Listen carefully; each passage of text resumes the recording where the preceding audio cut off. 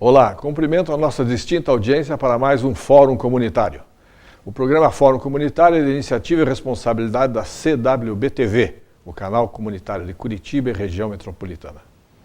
Com este programa, a CWB-TV visa criar um canal de comunicação entre a sociedade civil e este canal de televisão. Críticas e sugestões são muito bem-vindas. Nós agradecemos sensibilizados todas as manifestações que são trazidas até a esse programa através dos canais de comunicação que são disponibilizados durante a nossa programação. Agradeço sobremaneira a participação da nossa distinta audiência. Hoje, para tratarmos de um assunto de suma importância, que é a saúde pública, trouxemos para nossos estúdios o Dr. Eduardo Ferreira Lourenço. Dr. Eduardo é médico cardiologista com vasta experiência nessa área. Exploraremos nosso entrevistado a respeito desse tema que é de suma importância. Inicialmente, quero deixar o nosso convidado à vontade, Dr. Eduardo, para cumprimentar a nossa audiência. Primeiro que eu gostaria de agradecer a CWB-TV e o programa pela oportunidade que está nos dando de discutir a saúde pública brasileira. Obrigado. Nós que agradecemos. Dr. Eduardo, a iniciar essa entrevista, eu gostaria de perguntar ao senhor o que o senhor, a avaliação que é feita pelo senhor e pelos colegas que o senhor eventualmente ouve e compartilha, a respeito desse programa Saúde da Família. O programa da Saúde da Família vem sendo muito valorizado ultimamente, mas deixa muito a desejar. Hoje passou a ser um programa de encaminhamento de paciente aos especialistas, e isso é uma vergonha. Você veja, no passado, Munir, eu, como médico, eu atendia todo mundo na unidade de saúde, criança, adulto, fazia pré-natal, fazia ginecologia, fazia tudo, certo? Não recebia o nome de programa de saúde da família, recebia o nome de um bom médico. Clínico geral.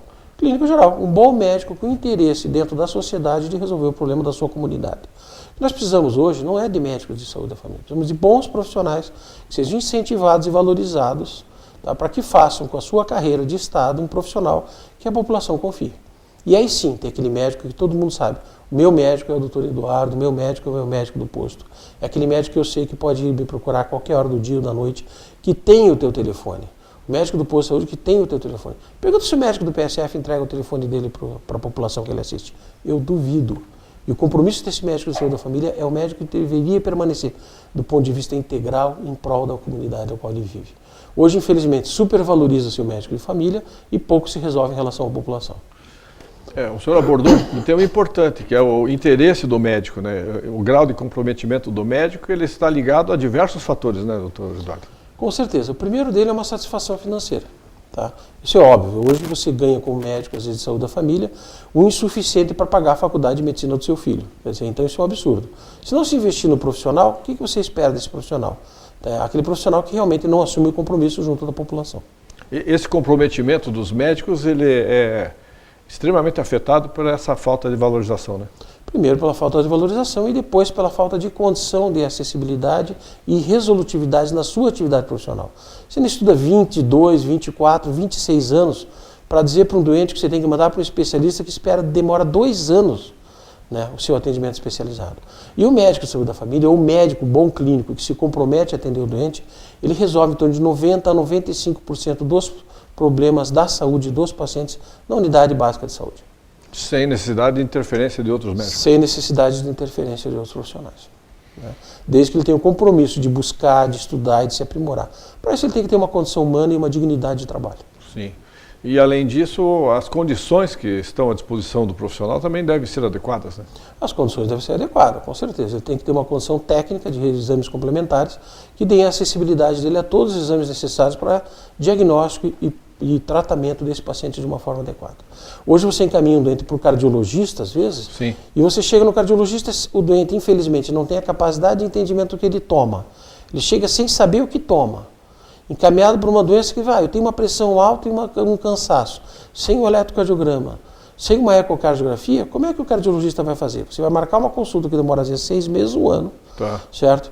Esse doente chega sem nenhum exame, sem saber o que toma, você vai ter que pedir outro exame para ele, e vai pedir um exame no qual ele independa do uso do remédio, isso encarece o sistema de saúde, para ele voltar depois de 6 meses com esse exame. Quer dizer, demora praticamente 1 ano, 1 ano e meio ou 2, para esse paciente voltar com uma necessidade de um cardiologista.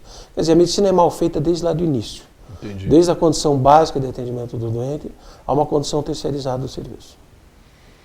Os médicos, pelo que eu tenho conhecimento, doutor Eduardo, eles são contratados com base em diversos regimes jurídicos, né? Tem o estatutário, tem o seletista mediante fundação. Dessas formas que são aplicadas hoje, quais as que o senhor acha que são as mais adequadas para o médico? Tá. A mais adequada que a gente preconiza hoje é o plano de cargos, carreiras e salários do médico federal. O do médico, na realidade, que a gente preconiza junto do Congresso Nacional, tá, que infelizmente foi vetado pela presidente Dilma.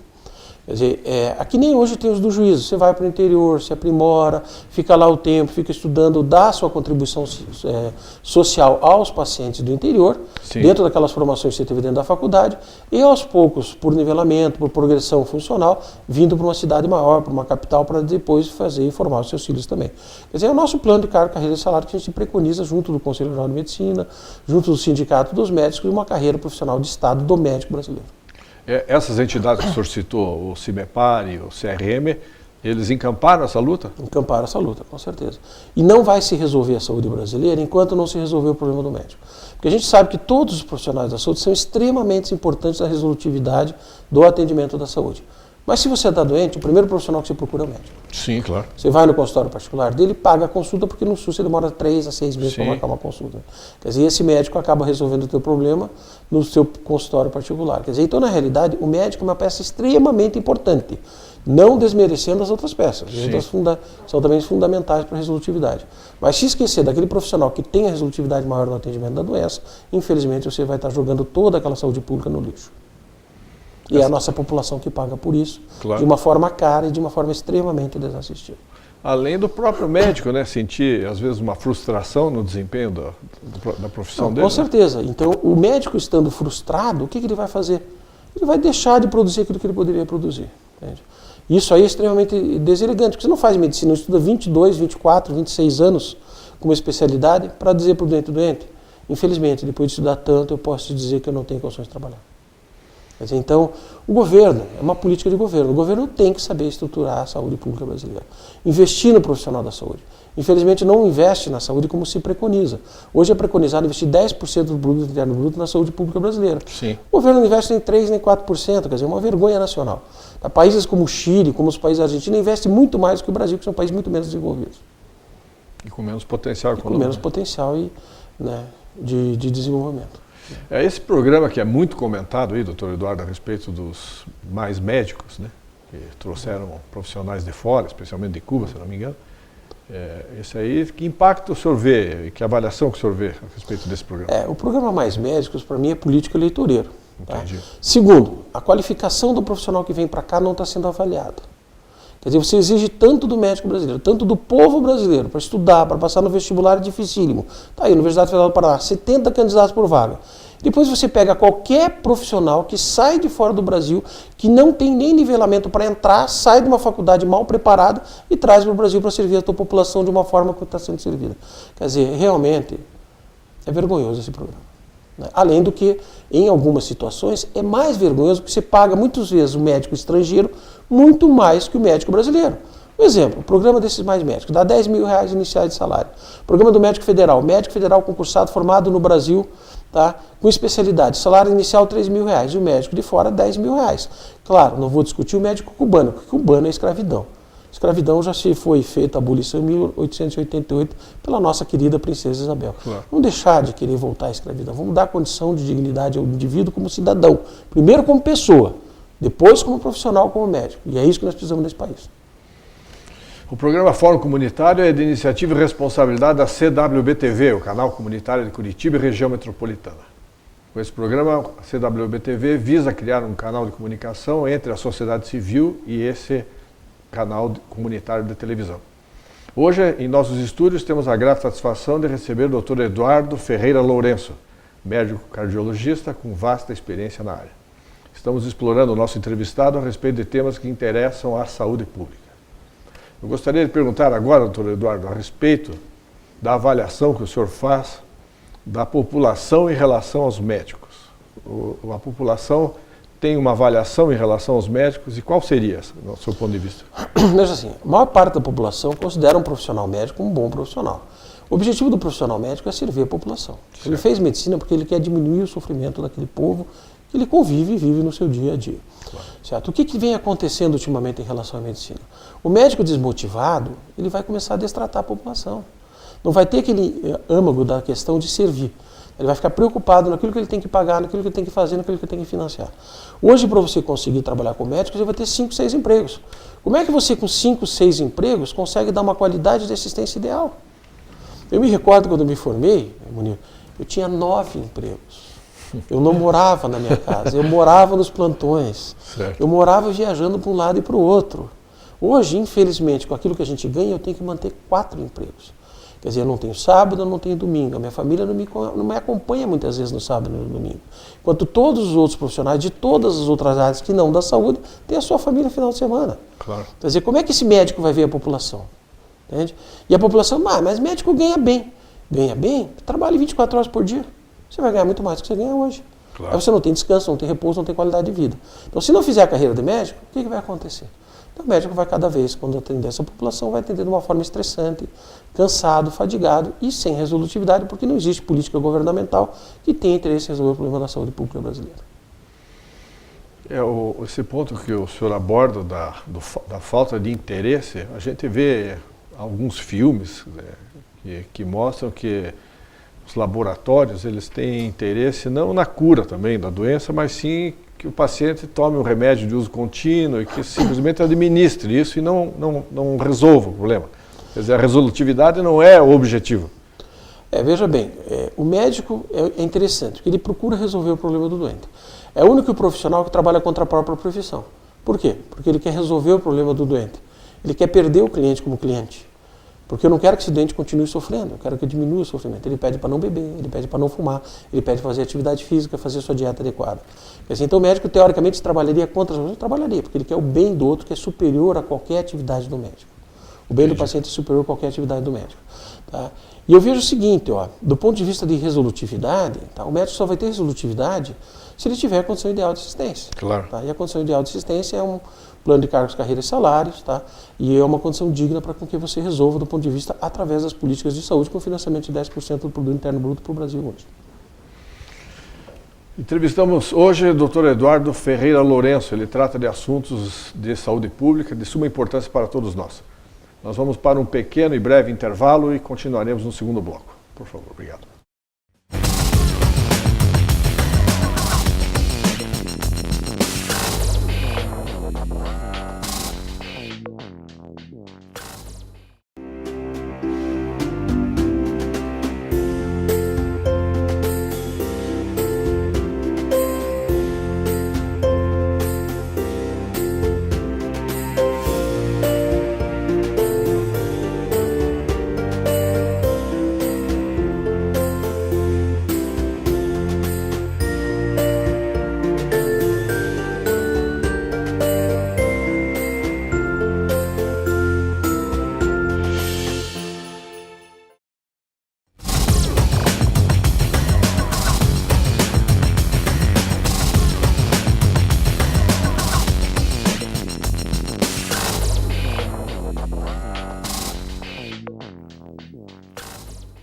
Olá, retornamos para o segundo e último bloco do programa Fórum Comunitário, hoje entrevistando o ilustre médico Eduardo Ferreira Lourenço.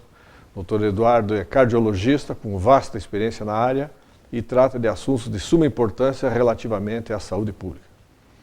Dr. Eduardo, retomando o fio da meada do primeiro bloco, eu gostaria de saber do senhor, em relação à resolutividade, que é para os nossos telespectadores a solução do problema de saúde da pessoa, o SUS é avaliado de que forma?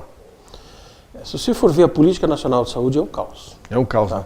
Se você for ver a filosofia do SUS, é a excelência. O que falta para fazer a excelência não ser o caos? Falta vontade política. E a vontade política é financiamento. Sim. Tá? E o financiamento dá áreas importantes. Existem blocos de qualificações em algumas cidades do país espetaculares em relação ao SUS. Os procedimentos de altas complexidades hoje, implantes de ressincronizadores, desfibriladores, marca-passos, coisas desse tipo assim, tá? E transplantes, existem setores essenciais na nossa sociedade que são exemplos para o mundo inteiro. Em relação à maior parte das doenças básicas de média complexidade, hoje em dia isso é abandonado. A tabela de correção da avaliação e tratamento dos pacientes do SUS não está corrigida desde 83. São mais de 20 anos sem uma correção na tabela do SUS. Os hospitais filantrópicos que existem hoje, tá, infelizmente estão sucateados. Por quê? Porque eles trabalham com essas trabalhas sucateadas. Quer dizer, então não há uma qualidade de assistência desses hospitais e, quando muito, eles têm que arcar com o ônus em relação a isso aí. Diferente do hospital público. O hospital público ele é mantido pelo governo. Tá?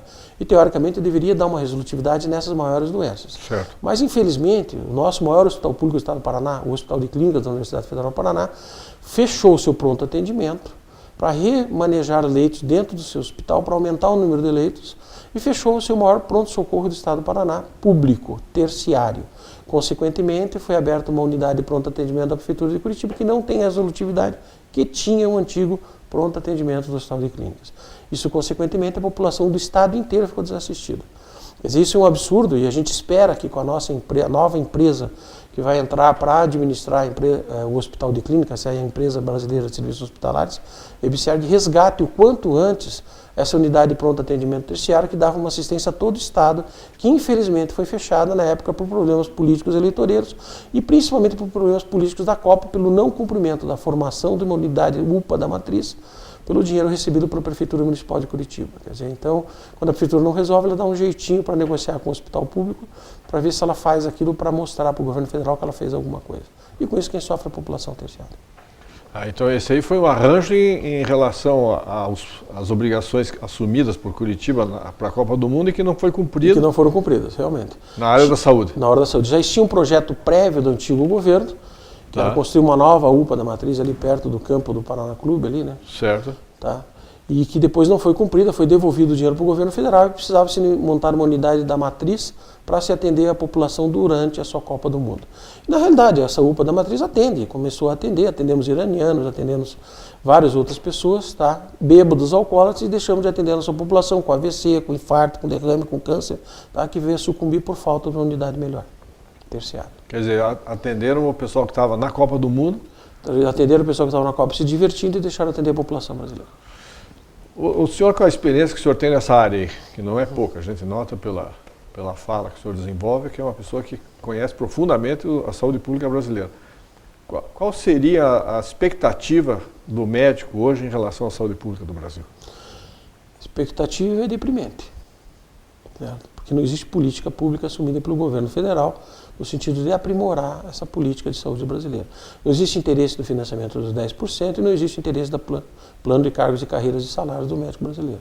Quer dizer, se investe muito mais em trazer médico de fora com benefícios escusos, certo? Sem estar claro para a população brasileira e sem estar aberto o convênio com o Congresso Nacional para ser discutido e, infelizmente, faz de uma forma ditatorial, tá, a implantação desses profissionais de fora sem a discussão com a sociedade brasileira. Essa referência que o senhor faz aí ao mais médicos, parece que a alegação deles dizem que não é salário, os 10 mil, né, que é uma bolsa, e que esse dinheiro vai para o governo de Cuba e que daí repassa R$1.000 para cada um dos médicos. Isso aí é circense, né? Isso é escravidão pura, certo? Feito por um país no século XXI. Infelizmente. No século XXI ainda existe escravidão. Mas é vergonhoso isso. É vergonhoso. É deprimente saber que existe um profissional que tem que passar por essa condição através de uma atitude ditatorial. Que qualidade de médico vai ser, né? Me pergunto. Que qualidade de assistência essa pessoa vai ter? Que qualidade de vida essa pessoa vai ter? Né? Alguns dizem que foram treinados em outros países para a implantação dos regimes comunistas, como em Moçambique. Depois foram trazidos para Cuba para ser treinado no agente comunitário de saúde e ser disponibilizados aos países em desenvolvimento que tivessem intenção de implantação do comunismo. Quer dizer, então, não sei se isso é verdade ou não, mas existe muito desses profissionais, e a gente já viu isso na discussão no Congresso, de que tem formação militar e paramilitar para formação de guerrilha. E aí me discute, eu fico extremamente preocupado com isso, que isso foge da saúde e vem de uma questão de segurança nacional. Claro.